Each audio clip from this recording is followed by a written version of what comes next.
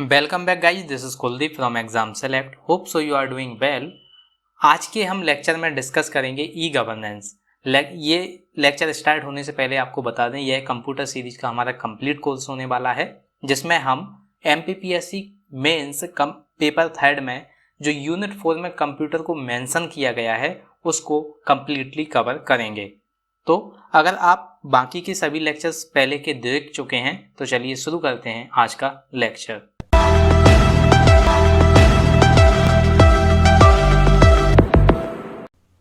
आज के लेक्चर में हम पढ़ने वाले हैं ई गवर्नेंस के बारे में। देखते हैं ई गवर्नेंस। पहले हम उससे पहले देखेंगे कि हमारा एग्जाम पैटर्न कैसा है।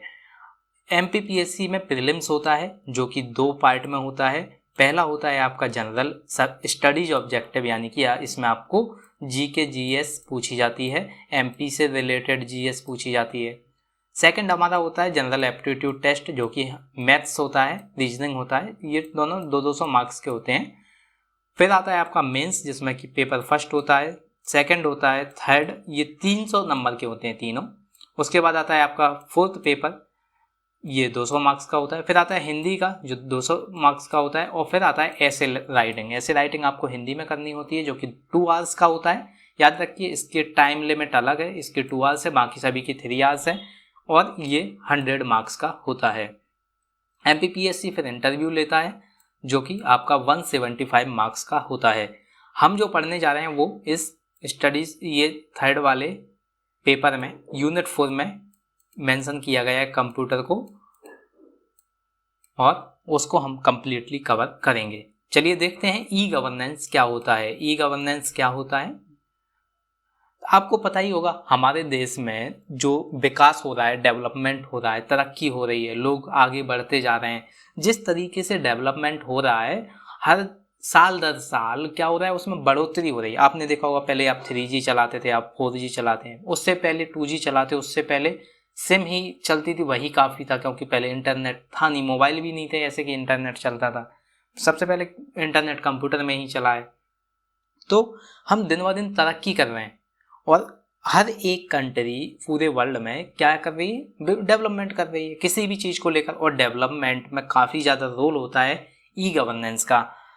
अब देखते हैं कि ई गवर्नेंस किस किस तरीके से आगे काम करती है। तो हमारी देश की सरकार क्या है, ये भी देश को शक्तिशाली बनाने के लिए बहुत सारे काम कर रही है, जिससे कि ई गवर्नेंस अच्छे से देश में लाई जा सके। भारत सरकार द्वारा कई योजनाएं चलाई जा रही हैं। आपने देखा होगा कि बहुत सारी योजनाएं होती हैं जिनसे क्या है, देश के नागरिकों की भी तरक्की हो सके और देश की भी तरक्की हो सके। तो वो काफ़ी ज़्यादा इम्प्रूवमेंट लाएंगी जो हमारे कंट्री है उसमें। क्या होगा, हम अगर डेवलपिंग कंट्री से अगर डेवलप्ड कंट्री बन जाएंगे तो एक बहुत बड़ा रोल प्ले करेंगे पूरे वर्ल्ड में। फिलहाल हम बहुत रोल प्ले करते हैं वर्ल्ड में, लेकिन फिर भी हम दिन ब दिन शक्तिशाली बनने की कोशिश करते हैं, क्योंकि आगे बहुत ज़्यादा टेक्नोलॉजी आने वाली है, बहुत ज़्यादा डेवलपमेंट होने वाला है। तो किसी भी आप सरकारी दफ्तर में अगर जाते हैं और वहाँ पे आप देखते हैं कि दिन ब दिन क्या होता है, काम करने के तरीके बदलते जा रहे हैं। पहले आप देखते थे कि नॉर्मल पेपर पे काम होता था, अब देख रहे हैं आप कंप्यूटर पे काम होता है। अब आप फिर से देखने लगे होंगे कि कई एम्प्लॉय तो मोबाइल पे काम कर देते हैं। तो हर एक चीज़ बदलती जा रही है धीरे धीरे। पहले ऑफलाइन काम होता था सारा, अब ऑनलाइन काम हो गया है। तो कहीं ना कहीं हम एक डेवलपमेंट फेज में जा रहे हैं, हम आगे आगे बढ़ते जा रहे हैं। तो ये आप नोटिस करते जाएंगे, आगे भी आप नोटिस करते जाएंगे कि काम करने के तरीके अक्सर बदलते रहते हैं, और ख़ासकर सरकारी दफ्तरों में काम करने का तरीका भी बदलने लगा है। हालांकि थोड़ी स्पीड से नहीं बढ़ रहा है, लेकिन काफ़ी अच्छा है। इतनी ही इंक्रीजिंग अगर होती रहे, इतने ही अगर स्पीड से हम बढ़ते रहे, तो एक दिन बहुत ज़्यादा डेवलपमेंट हो जाएगा। हम देख लेते हैं पहले ई गवर्नेंस के कौन कौन से पार्ट होते हैं। ये होता है G2O, international organisation, business, government to business, यहाँ पे होता है government to organisation, government to citizen, government to employ, government to educational institute, और government to government.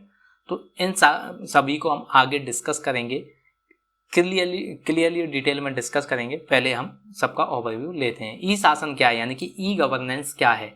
E governance क्या है ये देखते हैं। इंटरनेट के जरिए जो आपने देखा होगा कि सरकारी सुविधाएं आप एक्सेस कर सकते हैं, आम जनता तक पहुंचती हैं, उनको वो एक्सेस करते हैं। जैसे मान लीजिए आप, पहले क्या था, ऑफलाइन एफआईआर होती थी, अब क्या होता है, ऑनलाइन एफआईआर होती है। अगर आप किसी के लिए एफआईआर करवाते हैं कोई किसी क्राइम के अगेंस्ट, तो क्या होता है, अगर वो सही होती है, उसका डेटा लिया जाता है, तो वो इंटरनेट पे ऑलमोस्ट फीड कर दिया जाता है। तो अब अगर आपको फ्यूचर में उस डेटा को एक्सेस करना हो तो आप कर सकते हैं। या फिर आप मान लीजिए आप गवर्नमेंट ने कोई स्कीम चलाई है और आपको उसको एक्सेस करना है या उसका फ़ायदा लेना है, तो भी आप उसको कर सकते हैं। तो बहुत सारी चीज़ें हैं जो गवर्नमेंट कर रही है ऑनलाइन, जिससे कि आम जनता तक भी वो चीज़ें पहुंच सकें।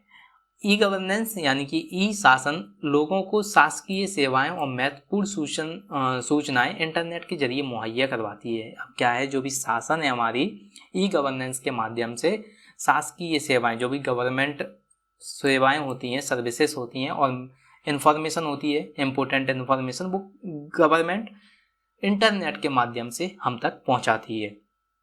अगर आप देखेंगे कि आप अभी आप क्या करते हैं, बिजली का इंटरनेट के जरिए आप बिल भर देते हैं, पानी का बिल भर देते हैं, आप वाईफाई या किसी भी चीज़ का अगर बिल भरते हैं तो उसका कहीं ना कहीं नहीं, ऑलमोस्ट सभी वो जो हैंडल किए जाते हैं काम, वो ई गवर्नेंस के माध्यम से होते हैं।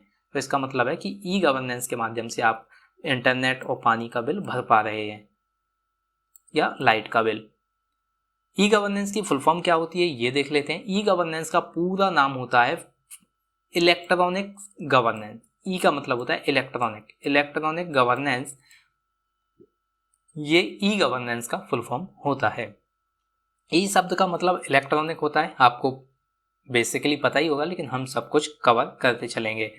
इलेक्ट्रॉनिक उन चीज़ों को कहा जाता है जो बिजली की मदद से चलती हैं। आप नाम से ही समझ सकते हैं, इलेक्ट्रॉनिक यानी कि इलेक्ट्रिसिटी से चलने वाली चीज़ें, जो कि कंप्यूटर, फ़ोन, लैपटॉप आदि हो जाती हैं। ये सभी क्या है, लाइट यूज करती हैं, इलेक्ट्रिसिटी यूज करती हैं। अब गवर्नेंस को हिंदी में क्या कहा जाता है, गवर्नेंस को कहा जाता है शासन यानी कि गवर्नमेंट और गवर्नमेंट से बनकर आता है गवर्नेंस, और गवर्नेंस जो होता है वो शासन होता है, यानी कि सरकार जो शासन करती है उसको कहते हैं शासन। जिसका मतलब होता है कि किसी चीज़ के लिए नियम और मानदंड बनाना। अगर आप रूल्स बनाते हैं किसी फील्ड में या किसी भी चीज़ से रिलेटेड, तो आप उसको शासन के माध्यम से कर पाते हैं और ये सुनिश्चित करते हैं कि वह चीज़ अच्छे से काम करे, और नहीं करती है तो आप इम्प्रूवमेंट करने की कोशिश करते हैं कि किस तरीके से वह अच्छे से काम करेगी। तो ये देखा हमने ई गवर्नेंस की फुल फॉर्म। आगे देखेंगे राष्ट्रीय ई गवर्नेंस योजना क्या होती है। NEGP यानी कि नेशनल ई गवर्नेंस योजना यानी कि प्रोग्राम। राष्ट्रीय ई शासन या राष्ट्रीय ई गवर्नेंस योजना के जरिए ही भारत सरकार देश की सभी सरकारी सेवाएं को इलेक्ट्रॉनिक माध्यम के जरिए देश के आम नागरिक तक पहुंचाना चाहती है। अब क्या होता है, कई चीज़ें ऐसी होती हैं कि अगर आप चल कर जाएंगे और वो चीज़ अगर आपको किसी को पहुंचानी हो या इन्फॉर्मेशन देनी हो किसी को, तो काफ़ी ज़्यादा आपको टाइम लग जाएगा उस चीज़ को कवर करने के लिए। अब मान लीजिए किसी चीज़ में अगर डेडलाइन है, आपने कोई योजना निकाली, तो अभी आपको क्या है, अगर तुरंत पहुंचाना है तो आप इंटरनेट के माध्यम यूज कर सकते हैं, और ये मेथड आपको बहुत फास्टली आपकी इन्फॉर्मेशन को स्प्रेड कर देगा। लेकिन अगर आप चाहें तो ऑफलाइन भी कर सकते हैं, यानी कि पर्सन टू पर्सन भी इन्फॉर्मेशन शेयर कर सकते हैं, लेकिन वो क्या होगी, बहुत ही स्लो, इतनी स्लो कि पता चले कि जो एंड जो कस्टमर था या एंड जो पर्सन था उस तक पहुंचते पहुंचते उसे महीने लग गए। इसीलिए इंटरनेट बहुत ज़्यादा ज़रूरी हो जाता है, ई गवर्नेंस की योजनाएं बहुत ज़्यादा ज़रूरी हो जाती हैं, जिससे कि कोई भी इंफॉर्मेशन क्लियरली और फास्ट टू फास्ट पहुंच सके किसी भी एंड टू पर्सन तक।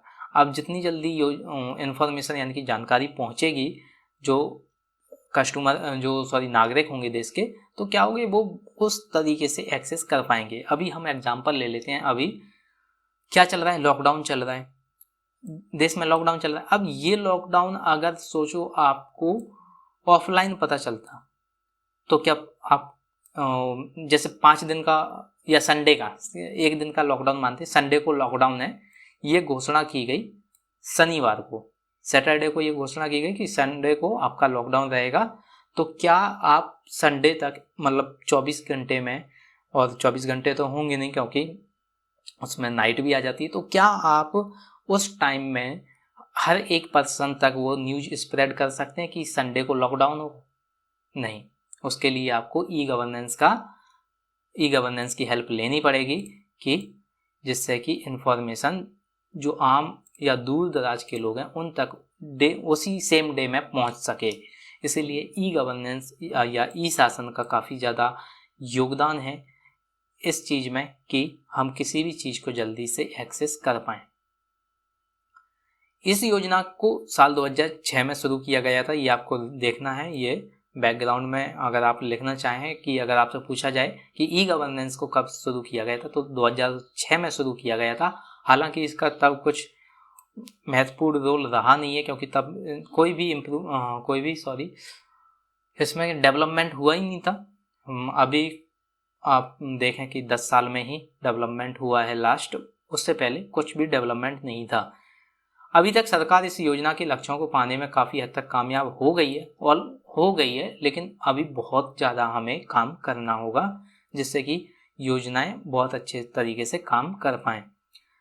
जो योजना भारत के इलेक्ट्रॉनिक सूचना और प्रौद्योगिकी विभाग और प्रशासनिक सुधार एवं सार्वजनिक शिकायत विभाग द्वारा बनाई गई हैं, और ये जो योजनाएं बनाई गई हैं वो किसके द्वारा बनाई गई हैं? ई गवर्नेंस के द्वारा, यानी कि इलेक्ट्रॉनिक सूचना प्रौद्योगिकी विभाग और प्रशासनिक सुधार, सार्वजनिक शिकायत, ये सब। अब शिकायत कैसे? आप ऑनलाइन भी शिकायत कर सकते हैं। अगर आपका काम नहीं होता किसी एक डिपार्टमेंट में तो आप उसकी कंप्लेन कर सकते हैं, डायरेक्ट सरकार को एप्लीकेशन लिख सकते हैं, या फिर आप कुछ भी अगर आपको करना है या आप उनसे रिक्वेस्ट कर सकते हैं किसी चीज़ के लिए, अगर आपको हेल्प चाहिए तो बाकी सारी चीज़ें ये अब ई गवर्नेंस के माध्यम से बहुत ज़्यादा आसान होती जा रही हैं जिस तरीके से इन पे काम हो रहा है। नेशनल ई गवर्नेंस प्लान ये गवर्नमेंट लाई थी कब? 2006 में। मिशन मोड प्रोजेक्ट, अब देखेंगे हम मिशन मोड प्रोजेक्ट क्या होता है। मिशन मोड प्रोजेक्ट ये होता है जब भी ई शासन के प्लान के तहत कोई योजना बनाई जाती है, कोई प्रोग्राम बनाया जाता है, तो वो क्या होता है? इलेक्ट्रॉनिक प्रशासन के एक पहलू पर केंद्रित होता है। यानी कि मिशन मोड प्रोजेक्ट राष्ट्रीय ई शासन प्लान के तहत शामिल एक योजना है और ये योजना इलेक्ट्रॉनिक प्रशासन के एक पहलू पर केंद्रित है। तो आप समझ गए होंगे मिशन मोड प्रोजेक्ट है जो ये एक योजना है जो ई शासन के प्लान के तहत बनाई गई है और ये योजना इलेक्ट्रॉनिक प्रशासन पर बेस है। यानी कि इलेक्ट्रॉनिक प्रशासन, जो इलेक्ट्रॉनिक काम होते हैं प्रशासन के, यानी कि आप FIR करवा सकते हैं, कोई कंप्लेन कर सकते हैं, तो ये उसके माध्यम से ई शासन के माध्यम से ये योजना चलाई गई है। इस योजना के तहत आप क्या कर सकते हैं? बैंकिंग, भूमि रिकॉर्ड या वाणिज्य कर जैसी सुविधाओं को इलेक्ट्रॉनिक माध्यम से लोगों तक पहुंचा सकते हैं। अब आपने देखा होगा बैंकिंग में आप काफ़ी ज़्यादा काम कर सकते हैं, ऑनलाइन ट्रांजैक्शन होते हैं, बहुत स्मूथली ट्रांजैक्शन होते हैं, विद इन मिनट, अब तो विद इन सेकेंड भी हो गया है, आप किसी भी पर्सन तक रुपए पहुंचा सकते हैं। भूमि रिकॉर्ड देख सकते हैं कि आपके पास जो लैंड है वो कितना है, कहाँ पे है, क्या उसका मैप है, वाणिज्य कर टैक्स वगैरह, आप सब कुछ सुविधाएं इलेक्ट्रॉनिक माध्यम से एक्सेस कर सकते हैं।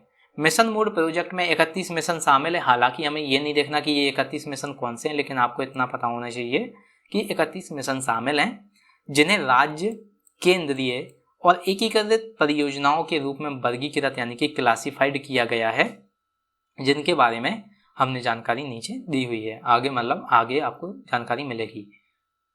राज्यों में ई गवर्नेंस पहल और मिशन मोड प्रोजेक्ट, इसके बारे में हम देखते हैं। कई राज्यों सरकार ने ई गवर्नेंस को बढ़ावा देने के लिए बहुत सारे कदम उठाए हैं। ये आप देखते ही होंगे कि दिन ब दिन कोई ना कोई स्कीम लाई जाती है जिससे कि ई गवर्नेंस को बढ़ावा मिल सके। आप अगर किसी पर्टिकुलर राज्य को देखेंगे तो वो सरकारी कामों को ऑनलाइन जोड़ने का बहुत ज़्यादा काम कर रहे हैं, किसी भी चीज़ को ऑनलाइन जोड़ने का काम कर रहे हैं। जैसे आप ड्राइविंग लाइसेंस है, ड्राइविंग लाइसेंस को ले लीजिए। पहले क्या होता था कि आप RTO जाएंगे और ऑनलाइन पहले फॉर्म भरेंगे, उसे सबमिट करेंगे, फिर आप अपॉइंटमेंट लेंगे। तो ये काफ़ी ज़्यादा टाइम कंज्यूमिंग था, क्योंकि आपको एक दिन आरटीओ जाना है, फॉर्म वगैरह सबमिट करना है, फिर दूसरे दिन आप जाएंगे जिस दिन आपको अपॉइंटमेंट मिलता है कि आप इस दिन टेस्ट ड्राइव दे सकते हैं, फिर आपको जो लर्निंग लाइसेंस है वो आपको मिलेगा, फिर उसके बाद फिर जाएंगे आप। तो बहुत ज़्यादा टाइम कंज्यूमिंग था। अब क्या है, आप ऑनलाइन फॉर्म भरिए, डायरेक्ट आरटीओ जाइए और वहाँ पे आप टेस्ट ड्राइव दीजिए और लर्निंग लाइसेंस आपको मिल जाएगा, ऑनलाइन मिल जाएगा और ऑफलाइन भी मिल जाएगा, आपके पते तक आ जाएगा। तो ये सारी चीज़ें आपको बहुत ज़्यादा आसान बना देती हैं, आपकी लाइफ को बहुत ज़्यादा आसान बना देती हैं। इसके अलावा क्या होता है, हर राज्य के हिसाब से किन्हीं 5 चीज़ों को मिशन मोड परियोजनाओं के अंतर्गत जोड़ सकता है। यानी कि कोई भी अगर स्टेट है तो वो हर एक वो कोई भी मिशन मोड परियोजनाओं में 5 चीज़ों को जोड़ सकता है। मिशन मोड परियोजनाओं के अंतर्गत किन्हीं 5 चीज़ों को जोड़ सकता है, याद रखना आप। वहीं राज्यों की एमएमपी यानी कि मिशन मोड प्रोजेक्ट में जो चीज़ें रखी गई हैं वो इस प्रकार हैं कि वाणिज्यिक कर, ई जिला, ई मतलब डिस्ट्रिक्ट, रोजगार एक्सचेंज, भूमि अभिलेख, नगर पालिका, ग्राम पंचायत, पुलिस, सड़क परिवहन और कोषागार आदि हैं। ये हमारे मेन हो जाते हैं और बाकी की चीज़ें भी हैं, लेकिन ये हमारी मेन हो जाती हैं। आगे देखते हैं केंद्रीय सरकार के लिए मिशन मोड प्रोजेक्ट। अब केंद्रीय सरकार के लिए मिशन मोड प्रोजेक्ट किस तरीके से काम करता है, क्या होता है, ये देख लेते हैं। केंद्रीय सरकार को केंद्रीय उत्पाद शुल्क और सीमा शुल्क, आयकर, बीमा, पासपोर्ट, वीज़ा और विदेशियों के जो पंजीकरण होते हैं, एनरोलमेंट जो होते हैं, ट्रैकिंग उनकी, यानी कि वो कब तक होते हैं देश में, कब तक वो प्रेजेंट होते हैं, फिर वो टेक ऑफ कर जाते हैं, पेंशन, आधार कार्ड, ऐसी जो बाकी सभी ऑनलाइन सुविधाओं को इस योजना के अंतर्गत इनकी जिम्मेदारी है और इन सुविधाओं को ई गवर्नेंस के माध्यम से और मिशन मोड प्रोजेक्ट के माध्यम से इनको अनुमति दी गई है कि आप ये चीज़ें कर सकते हैं। तो केंद्रीय सरकार के पास ये सारे डिपार्टमेंट हैं जिस पे मैं ये सुविधाओं को एक्सेस करा सकते हैं लोगों को। वहीं केंद्रीय सरकार इसमें लगभग कई सुविधाएं ऑनलाइन ले आई है, यानी कि बहुत सारी सुविधाएं अब ऑनलाइन हो गई हैं, जैसे कि सीमा शुल्क, उत्पाद शुल्क, आयकर यानी कि टैक्स, बीमा, वीज़ा भी ऑलमोस्ट, पासपोर्ट अभी भी काफ़ी ज़्यादा काम होता है ऑफलाइन, क्योंकि इसमें आपका वेरिफिकेशन बहुत ज़्यादा होता है। विदेशियों का पंजीकरण ये भी ऑफलाइन होता है अभी। इन सभी चीज़ों को ऑनलाइन लाने की चीज़ें चल रही हैं। आधार कार्ड तो फुली ऑनलाइन ही शुरू हुआ है, पेंशन अभी ऑफलाइन चलती है। तो ये सारी चीज़ें ऑनलाइन ले आई है केंद्रीय सरकार, ऑलमोस्ट ले आई है, यानी कुछ चीज़ें रह गई हैं उन्हें भी लाने की कोशिश चल रही है। वहीं एकीकृत यानी कि इंटीग्रेटेड एमपीएस की अंतर्गत ई कोर्ट, ई प्रोक्योरमेंट, ई ट्रेड के लिए ईडीआई भारत पोर्टल को रखा गया है। ये एडिशनल है आपका, ये आपको याद रखना है कि ये पॉइंट में क्या है, एकीकृत इंटीग्रेटेड एमएमपीएस की अंतर्गत ई कोर्ट, ई प्रोक्योरमेंट, ई ट्रेड के लिए ईडीआई यानी कि उसके लिए आपको भारत पोर्टल रखा गया है। आगे देखते हैं ई गवर्नेंस की पहुंच कहां तक है। ई गवर्नेंस की बदौलत आप क्या करते हैं। अब आज के माध्यम में आप देखेंगे, आज के टाइम में तो देखेंगे कि आप जो भी मेथड यूज करते हैं या जो भी काम करते हैं उसमें ऑलमोस्ट आप ऑनलाइन काम बहुत ज़्यादा करने लगे। जैसे कि बिजली का बिल भरना हो, आपको किसी कहीं पे एडमिशन लेना हो, आपको किसी से अपॉइंटमेंट लेना हो, आपको किसी चीज़ के बारे में इंफॉर्मेशन लेनी हो, कंप्लेन करनी हो, तो ये सारी चीज़ें आप क्या है ऑनलाइन कर सकते हैं, आराम से घर बैठे कर सकते हैं। आप अपने बेड पे बैठे बैठे किसी भी चीज़ को एक्सेस कर सकते हैं जो कि गवर्नमेंट अलाउ करती है। तो बहुत ज़्यादा आसान हो गया। अब आप देखते होंगे कि बेड पे बैठे बैठे आपने एक अकाउंट से दूसरे अकाउंट में रुपए भेज दिए, और आप यही 10 साल पहले करते तो पसीने से भीग जाते अगर आपको ट्रांसफ़र ही करने होते रुपए। तो सोचिए कितनी ज़्यादा आसान है। अब बिजली का अगर बिल भरने जाते, आप धूप में खड़े हैं, पसीने से भीग रहे हैं और फिर लाइन लगी हुई है, आपको बिल भरना है, जब आपका नंबर आएगा तब आप बिल भरेंगे। यहाँ पे ऑनलाइन क्या है, कोई नंबर नहीं है, कुछ नहीं है, आपने जस्ट कुछ क्लिक किए और आपका बिल भर गया। तो कितना आसान है। आप घर बैठे बैठे एसी की हवा में या पंखे की हवा में या आप नेचुरली हवा में क्या करते हैं, बिल भर सकते हैं आसानी से। तो ये सारी चीज़ें आप बहुत आसान हो गई हैं। भारत सरकार क्या है, भारत सरकार के अलावा बहुत सारी राज्य सरकारें भी हैं जो आम जनता के लिए बहुत सारी सुविधाओं के पर काम कर रही है। जैसे कि क्या, अब आप देखेंगे किसी भी जो पर्टिकुलर स्टेट होते हैं, बाकी जो ट्रांसपोर्ट होती हैं उनकी वेबसाइट चलती हैं, टूरिज्म की वेबसाइट चलती हैं, वो किन किन चीज़ों को, जैसे उनके कंप्लेन नंबर्स जो होते हैं, कंप्लेन वेबसाइट जो होती हैं जहाँ पे आप कंप्लेन कर सकते हैं, FIR कर सकते हैं। तो ये सारी चीज़ें आपको बहुत ज़्यादा सुविधाएं प्रोवाइड कराती हैं जो स्टेट गवर्नमेंट होती हैं। और आने वाले समय में क्या है, सरकारी कामों में आप देखेंगे कि बहुत ज़्यादा मदद मिलेगी। जिससे क्यों मदद मिलेगी कि ऑफलाइन में क्या होता है, आपको हेल्प करना, किसी ऑफलाइन में आप किसी एक पर्सन की एक ही टाइम पे हेल्प कर सकते हैं, लेकिन ऑनलाइन में क्या होता है, आप बहुत सारे लोगों की मदद कर सकते हैं एक ही टाइम में। अब देखते हैं ई गवर्नेंस की श्रेणी, यानी कि ई गवर्नेंस के टाइप। ई गवर्नेंस का फायदा ना सिर्फ नागरिकों को यानी कि पर्सन को हो रहा है जो देश में रहते हैं, बल्कि इससे क्या है, सरकार को भी फायदा होता है। कैसे होता है कि वो लोगों से संपर्क कर पाती है। अगर कोई उन्हें इन्फॉर्मेशन देनी हो, लोगों को जल्दी जागरूक करना हो, तो वो बता सकती हैं आसानी से।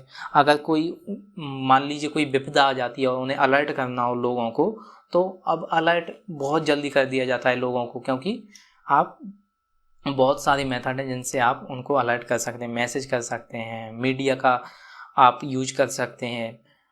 इंटरनेट का माध्यम यानी कि आपको बहुत ज़्यादा हेल्प करता है किसी भी डे टू डे लाइफ में। इसी तरह क्या है, कर्मचारी भी सरकार से संपर्क कर सकते हैं, यानी कि जो एम्प्लॉय होते हैं वो सरकार से कांटेक्ट कर सकते हैं।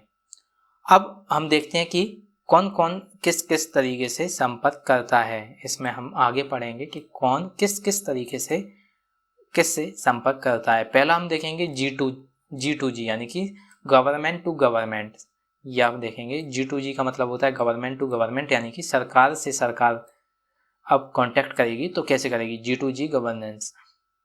अब गवर्नेंस टू गवर्नेंस प्रकार के ई गवर्नेंस में एक सरकारी विभाग दूसरे सरकारी विभाग से संपर्क करता है, यानी कि MP की गवर्नमेंट अगर UP की गवर्नमेंट से कांटेक्ट करती है तो हम बोलेंगे उसे गवर्नमेंट टू गवर्नमेंट कांटेक्ट। तो अगर आप देखेंगे यही कि अगर आपको एक राज्य में किसी अपराधी को पकड़ा जाता है, यानी कि अगर कोई क्रिमिनल है और वो MP में, मध्य प्रदेश में पकड़ा गया, तो उस अपराधी के बारे में पुलिस जानकारी एक सिस्टम में डाल देती है। पुलिस का एक सिस्टम होता है जो कि ऑनलाइन आ गया है अब, वहाँ पे उस सिस्टम में उस अपराधी के बारे में जानकारी डाल दी जाती है।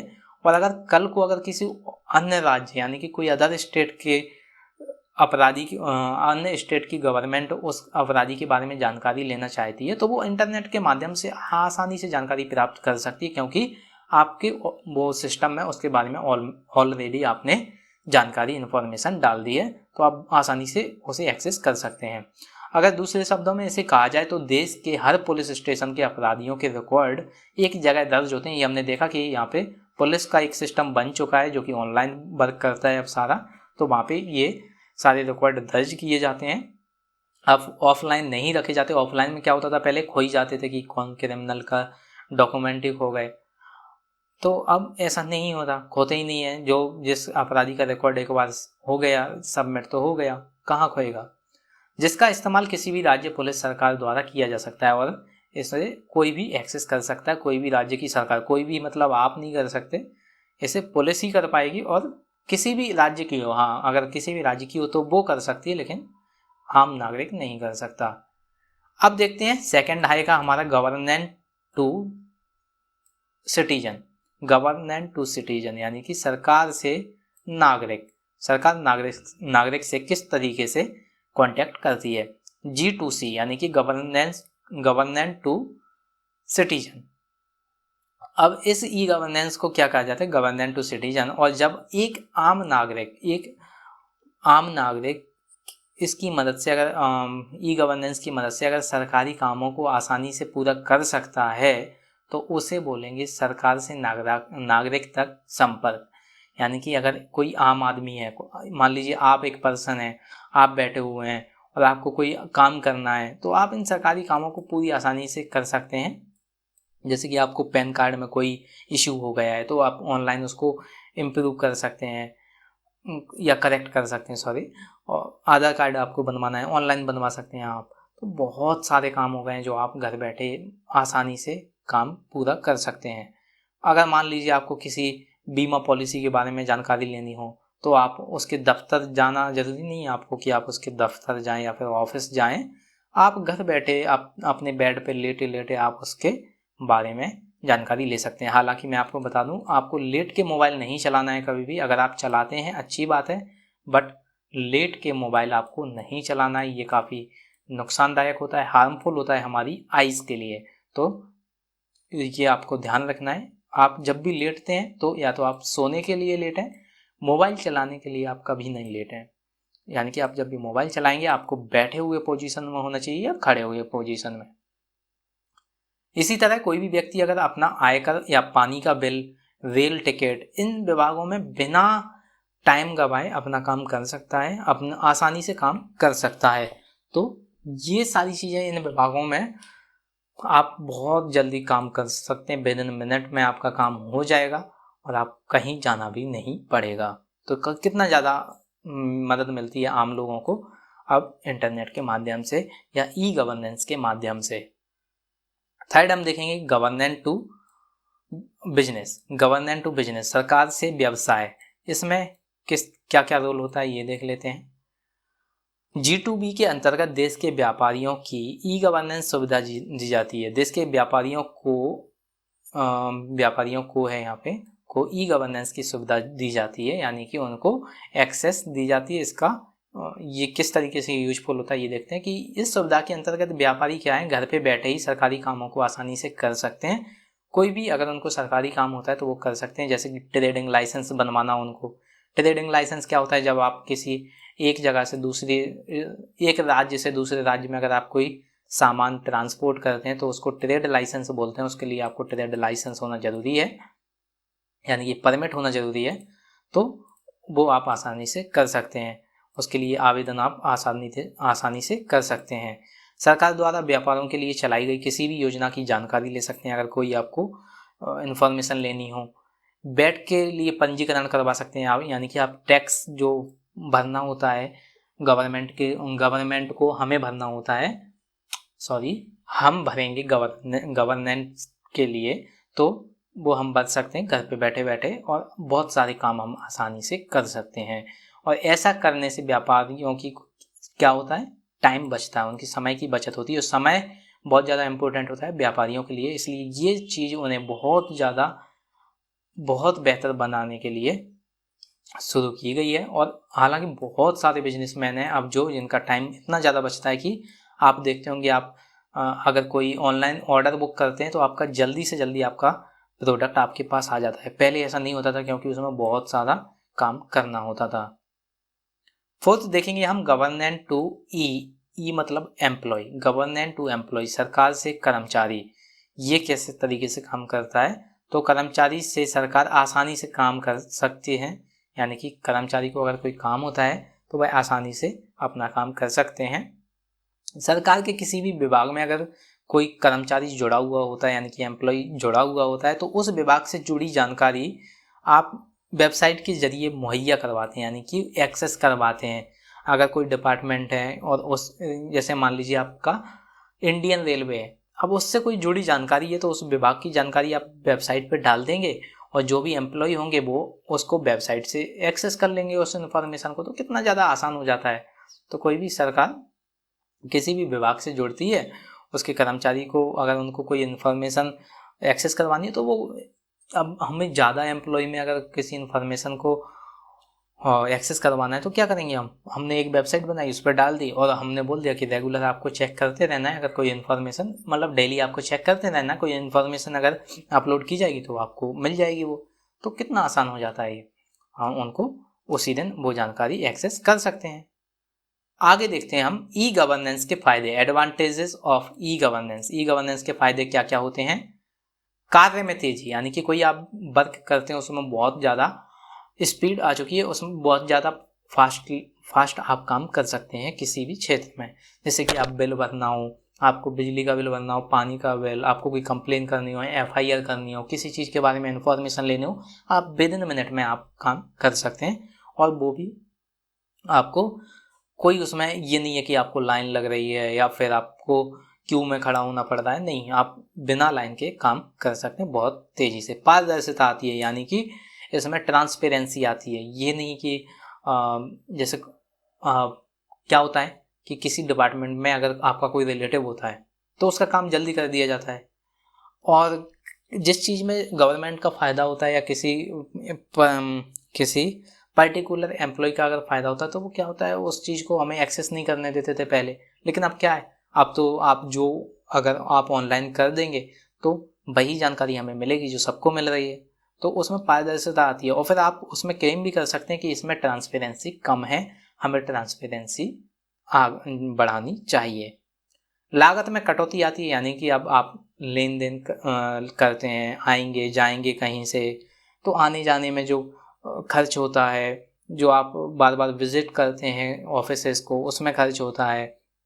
और जो ऑफिसेस में वर्कर होते हैं उनको आप किस तरीके से काम करवाएंगे, अगर ज़्यादा लोग आते हैं तो ज़्यादा लोग लगते हैं, तो उसमें लागत में कटौती हो जाती है, यानी कि जो भी हमारा एक्सपेंडिचर है वो कम होता है किसी भी तरीके से। पर्यावरण के लिए बहुत ज़्यादा लाभदायक है, यानी कि ये इंटरनेट के माध्यम से होता है, यानी कि इलेक्ट्रॉनिक बेस है, यहाँ पे कोई भी आपका पेपर पेज यूज नहीं होता, तो ये इको फ्रेंडली होता है, यानी कि आप इंटरनेट पे आपने लिखा, वो मेमोरी में सेव हुआ और आपने कहीं पे एक्सेस किया तो मेमोरी में डाउनलोड हो गया, तो उसमें पेज का या पेपर का कहीं भी यूज नहीं हुआ। जवाबदेही यहाँ पे अच्छी होती है, यानी कि अगर आपको कोई कहीं पे कोई प्रॉब्लम आती है तो आप उससे आप आंसर मांग सकते हैं। यदि आपको गवर्नमेंट से आंसर चाहिए तो गवर्नमेंट आंसर देगी आपको, और एम्प्लॉय से अगर कोई प्रॉब्लम होती है तो वो एम्प्लॉय आपको आंसर देता है, बेहतर तरीके से आंसर कर पाएंगे, क्योंकि इसमें आप चीज़ों को अच्छे से समझा सकते हैं।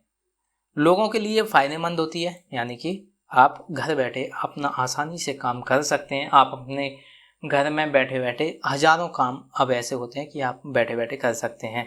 आप ऑनलाइन तरीके से आप क्या है, आप सामान भी मंगा सकते हैं, आपको कोई प्रोडक्ट चाहिए वो भी मंगा सकते हैं, बिल भर सकते हैं। हमने बहुत सब कुछ डिटेल में कवर कर लिया है, तो किस तरीके से फ़ायदेमंद होता है कि आप घर बैठे कोई भी काम कर सकते हैं। अब देखते हैं ई गवर्नेंस के नुकसान। नुकसान क्या क्या होते हैं ई गवर्नेंस से? इसके नुकसान भी देखो, किसी चीज़ का अगर फ़ायदा होता है तो उसका नुकसान भी होगा, अगर कोई एडवांटेज है किसी चीज़ के तो उसके डिसएडवांटेज भी होंगे, तो वो देख लेते हैं क्या है। लेकिन कुछ डिसएडवांटेज ऐसे होते हैं कि आप उनको सही कर सकते हैं, उनको ख़त्म कर सकते हैं या सुधार सकते हैं। जैसे हर कोई लाभ नहीं उठा सकता। अब क्या है, हमारे देश में कितनी डाइवर्सिटी है, कितने तरीके के लोग हैं, हर कोई इंसान पढ़ा लिखा नहीं है, हर कोई उतना एजुकेट नहीं है कि वो उन चीज़ों को एक्सेस कर पाए। अब कई चीज़ें ऐसी होती हैं कि इंग्लिश में ही होती हैं, कई हिंदी में भी होती हैं, लेकिन हमारे यहाँ पे कई लोग ऐसे भी हैं कि ना तो उन्हें इंग्लिश पढ़ना आती है ना हिंदी, कई मतलब स्कूल ही नहीं गए तो उन्हें क्या ही है। आप क्या सोच सकते हैं कि वो किस तरीके से लाभ लेंगे, तो नहीं ले पाते हैं। तो इसके लिए बीच में इंटरमीडिएट भी बैठ गए हैं जो बेसिकली ये चीज़ उनको बताते हैं, फिर वो उस पर एक्शन लेंगे। तो इंटरमीडिएट भी यहाँ पे बहुत बैठ चुके हैं जिससे कि वो उनको उस चीज़ के बारे में बता सकें। जैसे आपने देखा होगा ऑनलाइन शॉप आपको हर मार्केट में मिल ही जाएगी, वो क्या करती है, आपको किसी भी जानकारी के बारे में आपको बताती है। अब आपको वो चीज़ आती हो या नहीं आती हो उससे उनको कोई मतलब नहीं है, क्योंकि वो आपकी हेल्प करने के लिए बैठे हुए हैं, आपको कोई प्रॉब्लम नहीं आएगी।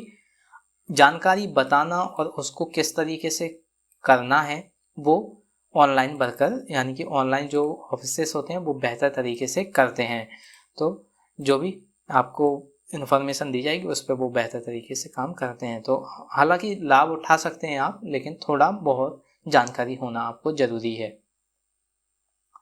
पहुंच में कमी होती है, यानी कि हर एक इंसान के पास मोबाइल नहीं होता, हर एक इंसान के पास इंटरनेट नहीं होता, तो उनकी पहुंच में यानी कि वो चीज़ उन तक पहुंच नहीं पाती है। लेकिन इसका हमने देखा हर एक मार्केट में क्या है, ऑनलाइन ऑफिसेस हो चुके हैं, ऑनलाइन शॉप बन चुकी हैं जो क्या करती हैं, जानकारी देती हैं लोगों को कि ये चीज़ आ चुकी है, ये वाली योजना सरकार ने लाई है या ये योजना लाई है। अब वो पूछते हैं कि आप इसमें अप्लाई करना चाहते हैं, क्या आप इसमें अप्लाई करना चाहते हैं, आप हाँ बोलेंगे, आपको बस पेमेंट करना है कुछ, और आपके हाँ बोलते ही वो आपका काम कंप्लीट कर देंगे। कुछ रुपए वो आपसे चार्ज करेंगे। हालांकि अगर कोई सर्विस देता है तो वो कुछ चार्ज तो एक्सपेक्ट करता ही है, क्योंकि वो अपना टाइम निकाल के आपका काम कर रहा है। तो ये कहीं ना कहीं और बेहतर वे में कवर की जा सकती है अगर आप जगह जगह आप ऑनलाइन शॉप बना देते हैं तो। इंटरनेट की सुविधा हमने देख लिया कि इंटरनेट की सुविधा नहीं होती है। इंटरनेट का सुरक्षित नहीं होना ये हर एक के लिए हो जाता है। इंटरनेट पे क्या होता है, बहुत सारे हैकर भी होते हैं जो बहुत सारी चीज़ों को हैक कर लेते हैं।